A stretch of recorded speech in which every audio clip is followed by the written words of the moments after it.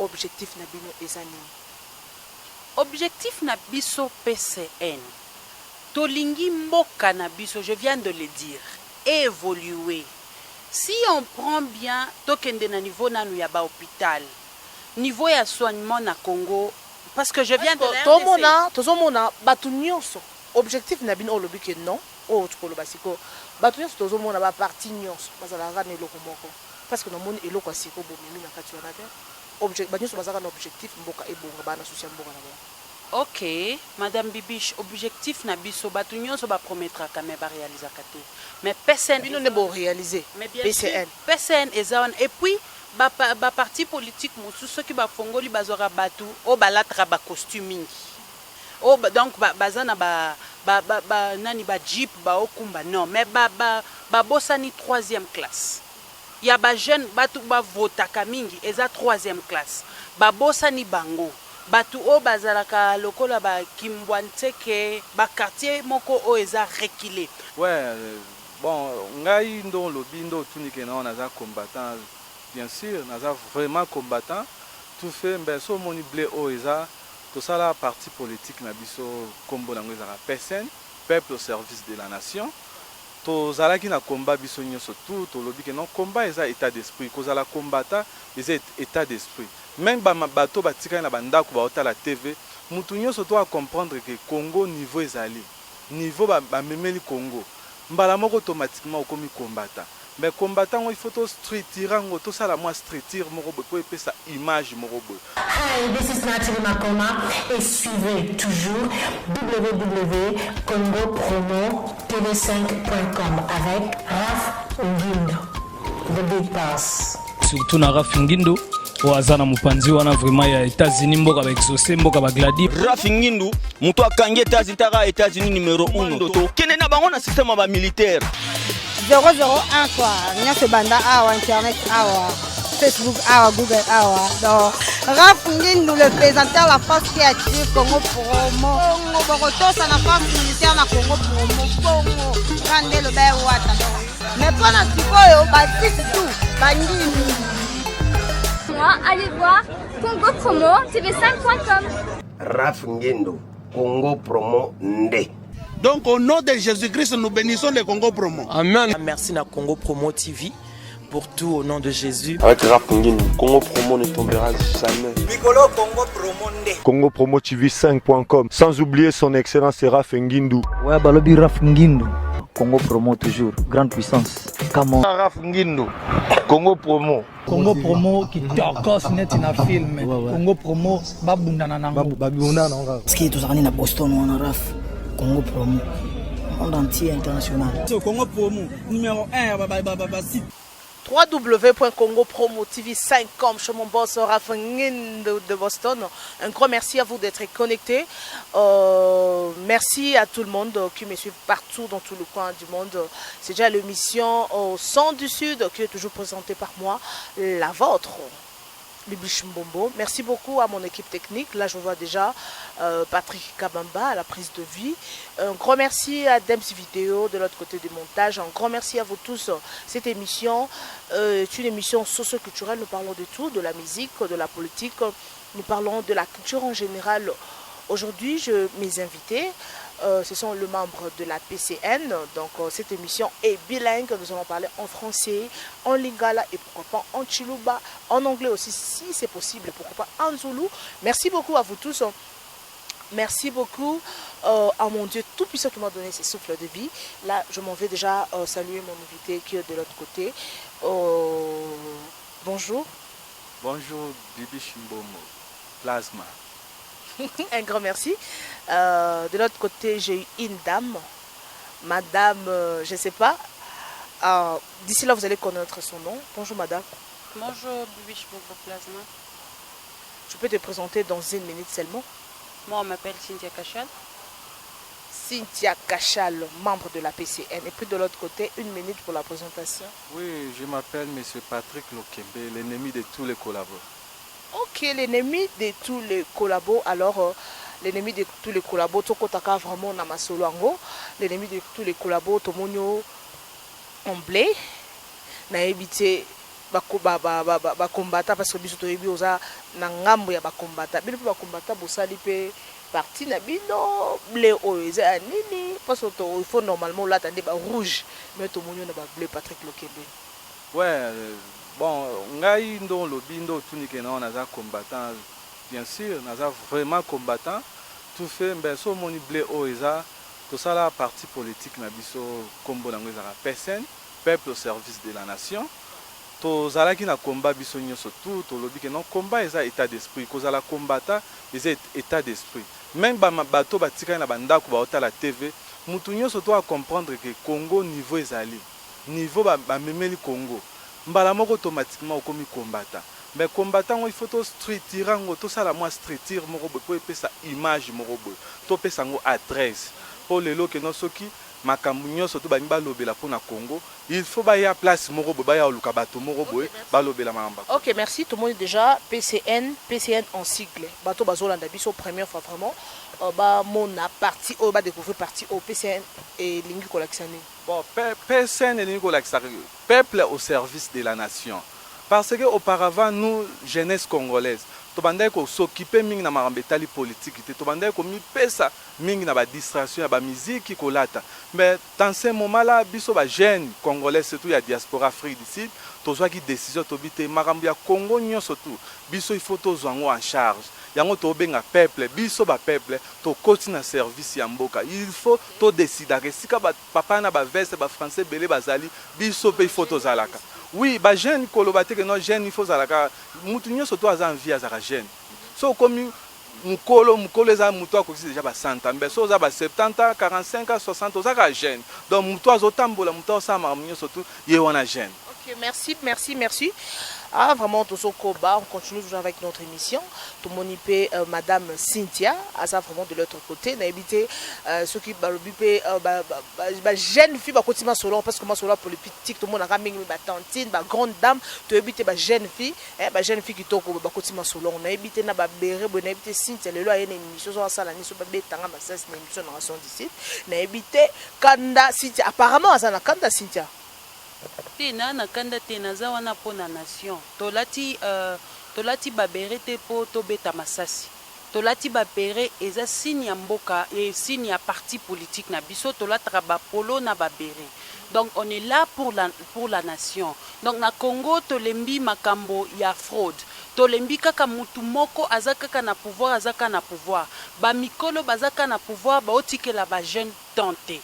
Donc on est là, on est venu réveiller le jeune, tout le jeune, donc peuple au service de nation, biso peuple toye na service ya nation. Oui. OK, bino peuple boye na service ya nation tozonga momuke parce que PCN est un peuple au service de la nation. Alors qui est le président fondateur de ce parti? Le président fondateur de ce parti s'appelle Redi Mandio. Redi Mandio présentement, il est à Kin avec le secrétaire général Eric Bokula. Po balobi ke ba combattant basala kama kelele kaka na libanda ya mboka mais po ba combattant baza sur place à Kin. Donc on est venu aussi manifester, donc on a plus envie de donc mandat esili pour le chef de l'État monsieur Joseph Kabila Kabange mandat naye esili donc nous le combattant, nous le compatriote on est venu donc toye koyebise ke mandat naye esili il faut atika pouvoir. OK, mandat na esili il faut atika pouvoir je ne sais pas PCN mambo eza awa donc bo fondé parti na vraiment na kati diaspora na habité parti en ezoyokana te comment ça évolue na habité moi ça biso bwana ngamu nini Patrick en fait avant non kota la question on ça biso no rôle fonctionner ozo jouer na kati parti. Bon ngana za secrétaire sectionnaire ya Johannesburg adjoint donc nga chargé à mobilisation naza wana donc tango ye jobu au moni bama côté mobilisation au moni ngai donc toza wana pour mobiliser jeunesse pour mobiliser ba jeunes o ba comprendre pour biso eza toza na deux catégories ya ba jeunes eza ba jeunes mususu baza ba ignorant o ba comprendre niveau Congo ezalité eza na catégorie mususu ba jeunes o ba fungoli bango miso ba moni niveau Congo ezali donc eza ba jeunes ngonde biso so toza pe na charge su ya ko convaincre ba jeunes o bazo rêver o ba fungoli na miso te to fungola bango miso ba comprendre niveau Congo ekomi donc yango charge nga na zana ngo ya moko mobiliser jeunes ko éveiller ba jeunes ko sensibiliser jeunesse to za la derrière Congo tozala tochana Congo na liboso. OK, merci. Tochana au Congo liboso. Je ne sais pas boza na côté nini. Parce que bozala ra bongo ote biso to ba combattant. Biso to ba combattant. OK, koto boza be ba collabo parce que to ba combattant o baza corrompu bazé belé. Ce qu'on parti auto bit boza na côté nini. Côté il y a majorité, côté opposition, to bi opposition na binité. Ba balanda. Tango mona déjà ba Patrick Lokembe ba koti masolongo. Biso to aneti ba Kimbangu. Tango moni Kimbangu o se référer ba mona Congo. Donc biso tango to koti masolongo mona ke non eza toza na opposition citoyenne, ya peuple. Ya peuple o ya. Mais Ridi Manzo ya za la collabote. Bon Ridi Mandio aza collabona par rapport ya nipo yo mo mona ka musala Ridi Mandio azo sala Ridi aza parmi ba jeunes o ya Afrique. Mais mingi communauté congolaise mingi balinga kete ba bi aza collabo. Kutu na ba quartier mususu ko maraté. Madame Bombo, biso toza ma focaliser pour na bato balinga biso te toza focaliser na bato bibish balinga bino te po boza ba collabo bozo lia mbongo ya ba collabo. Madame. OK. Biso toza ba collabo te. Po soki toza ba soki Ridi azalaki ba collabo tolinga ki tondima kosala na été. Parce que bon pe na partie en fait na communauté congolaise ba réunion na bino mingi bosala ngo libanda parce que boyebi ke non so bosala côté ba congolais ba ya bino trouble. Po balingi balingi peu na mboka na bango te parce que est-ce que bayaka nanu bayoki nini tozolo ba na réunion toza ba collaboter on n'est pas de collabo il faut pas dire du n'importe quoi ce qui oza na problème na mutu yo lingi problème privé wana okotsango na parti non Ridi n'est pas un collabo Ridi c'est un jeune combattant comme tous les combattants. OK na habité mambo PCNO na habité bozo fonctionner ndenge Ridi Azana Moutou azo soutenir le président, c'est le président de la PCN.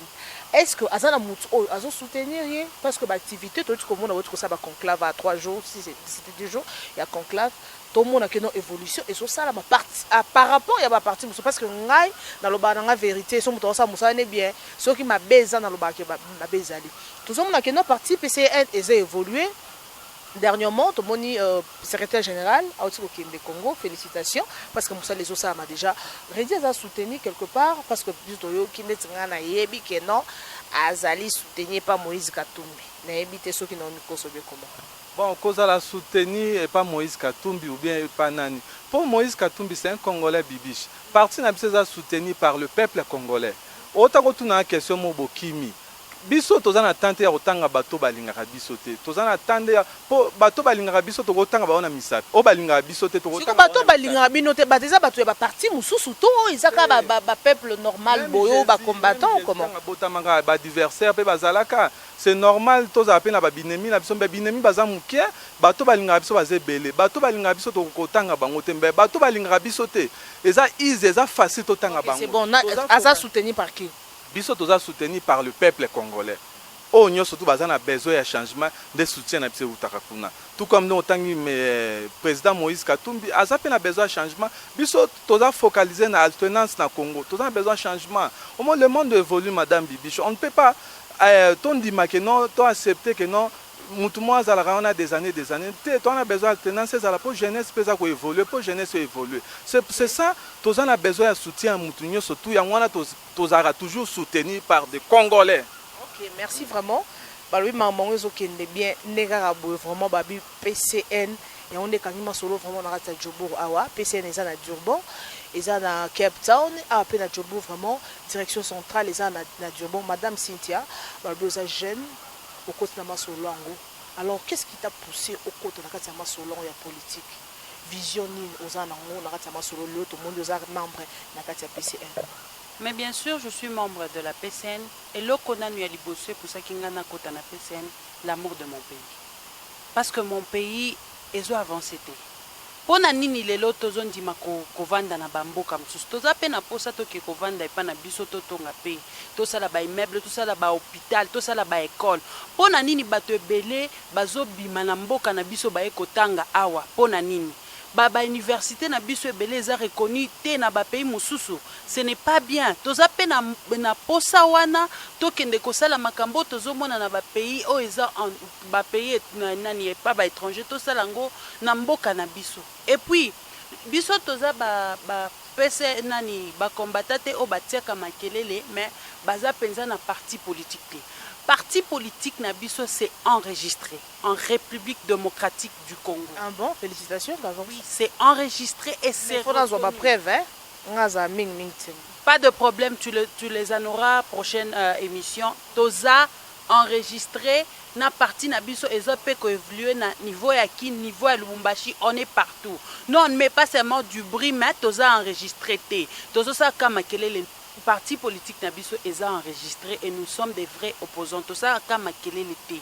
Donc PCN ezawana ezobenga mutu nyonso Congolais nyonso o azana amu ya mboka o alingi mboka na ekende liboso aya ko rejoindre. OK, merci. Alors Nazara toujours na yo Cynthia, madame Cynthia, vraiment babi.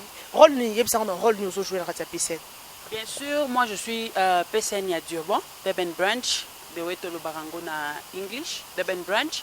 Je suis secrétaire général de mobilisation là à Durban et de JAR et famille.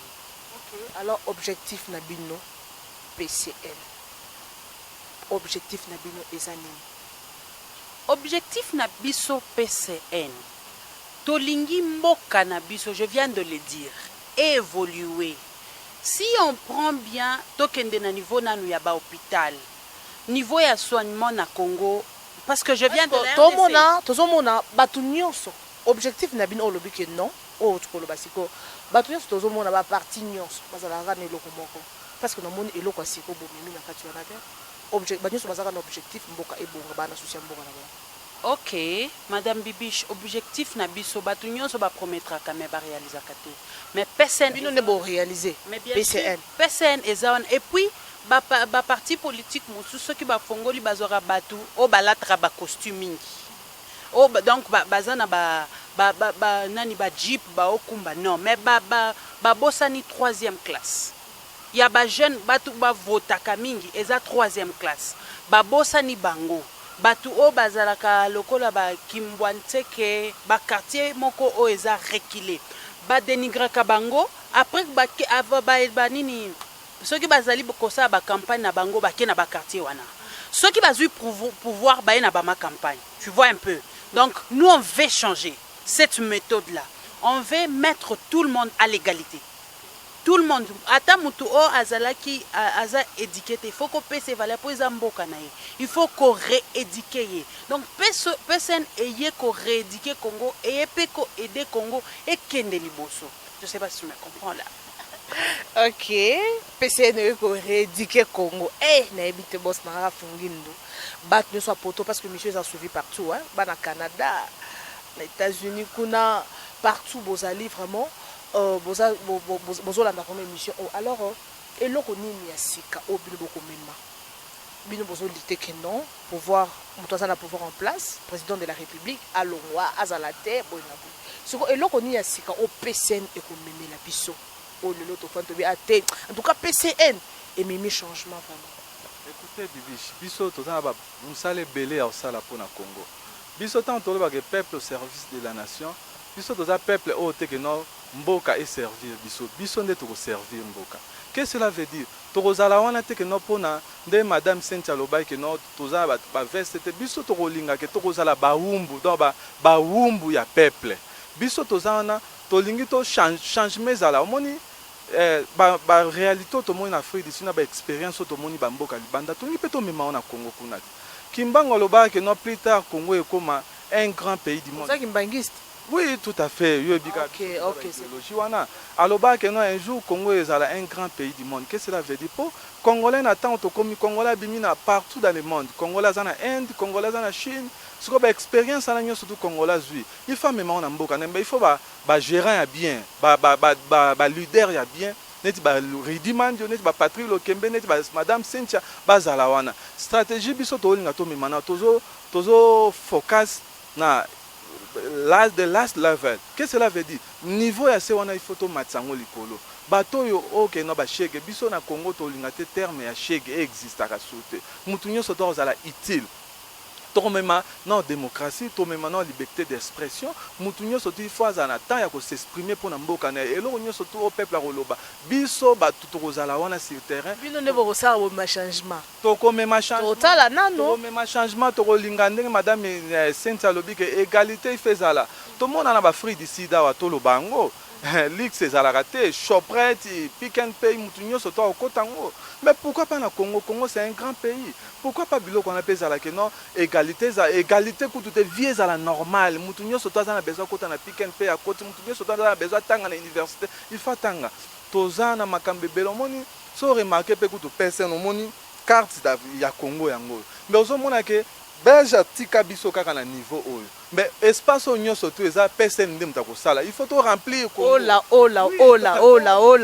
vraiment. Na biso to sala ngo na ba ventir te ozomona ke tal espace Congo ezali. So musala nanyo surtout peuple confie biso et pesa biso charge wana ba omona musala biso. OK, c'est bon ba omona musala ça. Na habité ba téléspectateurs bozo la nanga partout bino bozo mona. Ba bi parti vise au bozo mona au PC ndem to ko remplir ango. Oyo ba belge batunga na habité total nano parce que ba ozo ba kaka boye toko sala toko bongisa na habité bango peut-être ba ko changer. Topesa bango confiance, topesa bango temps, total la bango nano. Je ne sais pas, candidat, il y a candidat député vraiment toujours comme vraiment na mama ya likamuna biso parce que nous allons lentement et sûrement vers la fin de notre émission pour nabino na kepa madame Cynthia candidat candidat à présidence les que non ce qui monsieur Kabila a la pouvoir te pour nabino nani a ko jouer a ko remplacer ou bien a ko jouer la présidence malamu à part M. Kabila soka longwe boza na candidat na bino ya présidence ou comment Kolo o koyamba secrétaire général de la PCN Eric Bokula wana a ko répondre à la question là. OK, merci beaucoup. Voilà. Donc on mis vraiment pour chuter une émission na biso to le belano le 19 décembre parce que eza maman na likamo vraiment o ezali awa bando baza na Congo biso apitoza na diaspora makambo pe awa ezo fonctionner je ne sais pas parti à PCN na habité ceux qui bino idée na bino ezanini parce que le journal il y a les 19 partout na moni batunyo so baza en l'air ba province so baza en l'air je ne sais pas na diaspora intention na bino ezanini boko sala nini je ne sais pas Patrick Lokembe yoza membre ya mobilisation je ne sais pas boko organiser marche boko tambola boko sala nini na part na bino PCN parce que bino ni babi que non parti oyo endimami vraiment na kati ya Afrique du Sud eza na boy bala na nzela betanga mabanga mais on eza na point de vue na ngai je ne sais pas pour le 19 vous pensez na nini. Oui, le 19 décembre eza ma pona ngai pe pona parti na biso eza date moko historique pona ba congolais surtout pour eza normalement Kabila il fera ça la 2 mandats na ye. Mais subitement, tout le monde a commencé à manœuvre, il y a changer la constitution, donc mandat est le 19 décembre, on a 0 heure. Donc le 20 décembre, il faut tous le président Moussous. Il y a un peuple congolais, 3 ans mobilisé. Jusque-là, non, Kabila sali élection, mon côté, donc le 20 décembre, les Congolais sont tous le président de la République. Donc tu mobilisais déjà jeunesse, à niveau de la diaspora. Peuple nous sommes que l'ambassade le 20 décembre pour ambassadeur déjà na 0 heure aux alaté ambassade des Okanga bisonde tournement ba fungola musu ya sika to somba ki déjà zali to changer ba fungola to changer ba système pour ba lingi ko longwa ndenga bien te banika que non il faut peuple et push bangonde to le ba en anglais donc peuple a déjà mobilisé na niveau moya osakanate toza vraiment donc au ka que non na masolo qu'est-ce que cela veut dire. À niveau de la diaspora, peuple est mobilisé. À niveau de Kinshasa, nous avons déjà une délégation, le président général, président national, a déjà à Kinshasa, secrétaire général, a déjà à Kinshasa, pour mobiliser jeunesse, pour la journée, et à jour, mon peuple est surtout en Afrique du Sud, oui, c'est le site d'ambassade. Et ça, vraiment, biso to benga site d'ezaka kokende ko sala remise et reprise. Pour biso to même ambassadeur na biso ya sika le 20 décembre wana. Oh. Oui. Donc à partir de diaspora abo même ambassadeur ya sika. Même ambassadeur ya sika na ambassade kuna. Donc ma mio so déjà planifié déjà donc ezali kamuté que congolais nyo so to yebi biso to sala déjà mobilisation à niveau ya personne peuple déjà motivé que les jours wana to kende kuna ko même ambassadeur ya sika. Allez musa po to lingi crise ezalate na Congo. Dans les 19 wana bien sûr, Kabila on a que non jour en Ngombule ko beta te eza journée normale mais eza débit à masolo. Ok, merci. Et ça débit à masolo na ebité Cynthia Kachal, balobi bana basi pe bakoti masolo ngo na ebité jour wana bozala nteni ya PCN na minduki po bolongola Kabila na pouvoir to e ozamamni na kati. Mais Madame Bibiche, au Congo il y a la constitution. Fin mandat, Kabila doit partir. Et puis j'ai entendu d'autres partis politiques qui disaient si vous disiez Kabila doit partir, il doit partir où? Il vient d'où? Avant qu'il soit président. Alors il doit partir d'où il venait. Donc il y a la constitution. Les gens sont fatigués. Donc Kabila ce qu'azolongwa na gouvernement na union. Il faut gouvernement yasika ekota. Donc il doit partir. Il y a la constitution. Orokika koya ko changer constitution en dernière minute kakabo. Au Congo, il y a la constitution et la constitution existe. Kabila doit respecter et il doit libérer. Il doit partir. Si ce fait que le président Kabila a quitté, a tiré le pouvoir, qu'est-ce qui va se passer? Wana na mutu nanga ezata teke ya kotikala. Il faut qu'il. Nazata na réponse à question na teke ya kotikala. Il doit partir. Fin mandat. Il y a la constitution en République démocratique du Congo. Dans toute chose, il faut tous la négativité et la positivité. Il faut ça deux côtés. Je suis, en fait, bino boza convaincu que Arokende, boza convaincu que Arokende. Si ce fait que M. Kabila a quitté, PCN n'a pas na bino borosa la nini boro continuer l'activité na bino, boro garder position na bino, borosa la nengeni partir ko kufa to nengeni. Si ce fait que a quitté. Motivé déterminé que le 19 décembre dans le 20 tout Congolais va comme président de la République. Qu'est-ce que cela veut dire? Kabila Soka a résisté jour où on a commis que nous avant dans le 20 décembre. À comment Congolais, à mon pour peuple congolais, on ne peut pas accepter l'inacceptable. Non, c'est pas tous les Congolais qui balingi. C'est pas tous les Congolais. Il y a aussi des Congolais au balingi. Minoritaire, madame, baza minoritaire. Ba Congolais baza soit disant baza derrière Kabila, baza minoritaire. Baza on a besoin ba venir à Congo. Ngana lo bango, au moins les Congolais tala la futur, te Congolais tala le présent. Qu'est-ce que cela veut dire? Yo lelo soutenir Kabila. Na système motozanango. Qu'est-ce que cela veut dire? Éducation congolaise bien té, social congolaise bien té. Tozova na mutuana pendant 15 ans. Rien ne marche au Congo, madame. Et plutôt continuer toujours à soutenir et à venir ya bana biso. Biso to bunda te ngalo bango te na bunda ngote ponanga. Ben na bunda ngo pona venir ya bana biso na bakoko na biso. Un jour bana il faut pas jouer pona mboka na bango. Ba jouer na ba conditions avec un régime dictatorial na Congo. On ne peut pas accepter présence à Kabila, degré ou de force. Kabila le 19 décembre, donc il va quitter et il va dégager. Ok, merci beaucoup. Madame Bibiche, et puis je voulais dire quelque chose. J'ai dit ceci. Batouana bazolo bake et batou batinda kabino dans la rue, bokende kosa la marche banana bango bazawapi. Maintenant, nous pour vous montrer, président Akiti, secrétaire général Akiti. Batu yango bango baza na sima ya Kabila baza baingra, ce sont des traîtres. Po Kabila apesaka bango mwa muke bazo tala kaka famille na bango. PCN tala kaka famille na bango te. PCN ezotala Congo mobimba. Na Beni minito Beni ezolela. Minito guerre eza na Beni. Siko muto aza na sima Kabila bozo ina nboki otie na Beni soki akovanda. Akovanda te bozwa mwana na yebo ki utie na Beni soki bango balobi ke bazotinda bino na balabala bana na bango baza siko bana ya ba oyo baolinga pe baza wapi et puis bazoloba ke on veut pas que le sang coule au Congo, mais le sang coule au Congo tout le jour. Le sang coule au Congo tout le jour. Aujourd'hui le sang coule à Beni. Qu'est-ce qu'ils sont en train de dire par là? On en a marre avec Kabila, il doit libérer. Mot de la fin. Ok, il doit libérer. Nous sommes pratiquement à la fin de notre émission. On a habité Binomo Bomoni vraiment. Invité Nangai. Vraiment, son langage que eux. Donc, la question Nangai, moi, c'est juste poser des questions. Ma réponse, ils sont engagés d'inviter. Nous sommes pratiquement à la fin. Alors, tous les le 19 décembre, on a habité PCN. Pour ça, l'année marche depuis que tu as image. Alors, programme, structure, comment est-ce que ça marche, la PCN? Oui, précisément, on a engagé juste pour le programme à Johannesburg.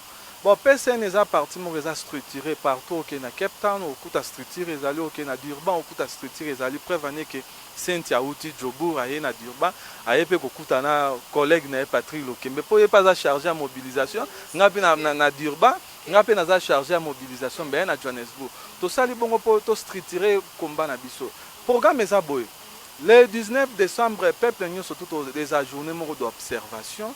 Il y a une stratégie pour le 20. La stratégie est déjà, les hommes déjà jour, il y a le 20 et le jour, il y a qu'on pratiquer autre et sengela qui tozoa.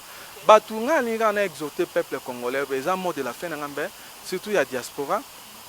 Et ça qui à un moment donné tout ça qui mobilisation, tout ça qui est veille patriotique, peuple nous surtout à la mukaza les veiller à comprendre le niveau comme nous allons.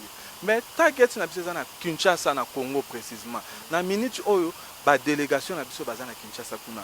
O pa Monica za na makoki akiti Kinshasa kuna ko joindre bandeko baza kuna pour le 19 mingi ezane na Kinshasa kuna. O to benga ngo lumbe mwete koza na Kinshasa kuna. Et je salue mon secrétaire général monsieur Eric Bukula.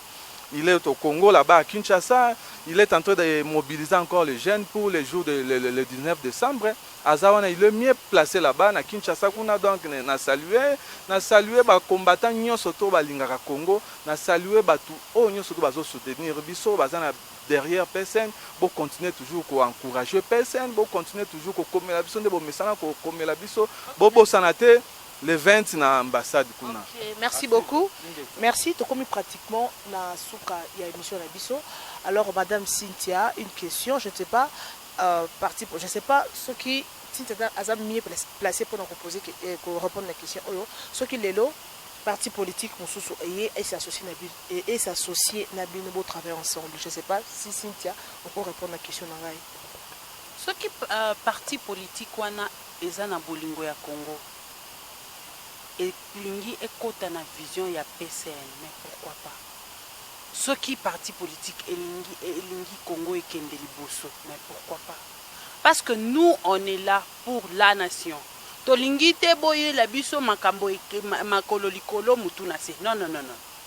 Non. OK, merci. Un message, un mot de la fin. Un mot de la fin, je salue ba combattant nyonso o bazolanda ngai. Mon président Redi Mandio, secrétaire général Eric Bokou, lana ba membre nyonso ya PSN, na pesi bino mbote na ba congolais nyonso o bazalaka na bolingo ya Congo na pesi bino mbote, biso nyonso to telema po na Congo to bosana te le 20 na ambassade. Donc na minuit kaka le 19, toza déjà na ambassade po na ko remplacer na ambassadeur ya Sika. Merci et je vous aime bien. Ok, merci beaucoup, merci. C'est déjà la fin de notre émission. Bien et vous me la raté. Boyoki vraiment. Invité Nangaï, membre de PCN, chargé à mobilisation. Il y a Johannesburg, chargé à mobilisation. Il y a Durban. Et j'arrive famille, vraiment, vraiment structuré. Na Cape Town, on a vraiment roli. Roli, baza wana, baza ebele, baza vraiment wana. Tout le monde a payé balobi yemoko le financier babi pichu babi pichu yemoko simas babi niveau baza organisé ngana za flatté parce que babi finance ezali ngaza flatté mingi ka ba côté mo vraiment. Merci beaucoup, félicitations à Ridi Mange vraiment. Tout le monde a vraiment musala ndenge fonctionné. Un grand merci à tout le monde. Bino Moro Boyoki, il y a un numéro là-bas pour des appels.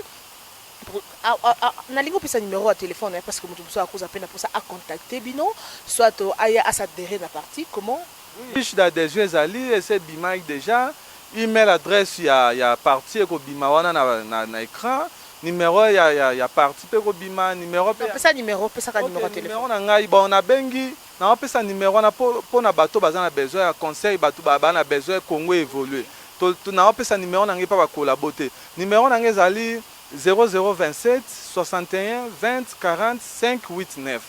Donc, on a bandé les sous 0027 61 20 45 8.